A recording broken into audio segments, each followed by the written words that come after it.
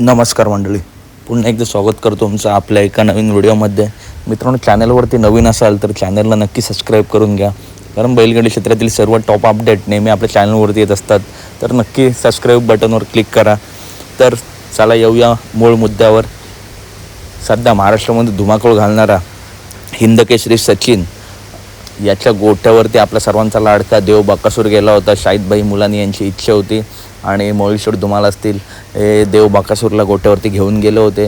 तर मित्रांनो, आता प्रेक्षकांना उत्कंठा लागले की देव बकासूर आणि सचिन आता कधी पाळणार. मित्रांनो, जेव्हा ही जोडी पळेल तेव्हा खरंच गुलाल तर घेईलच, परंतु एक नंबर देखील मित्रांनो ही जोडी करू शकते. तेवढी धमक आहे या जोडीमध्ये.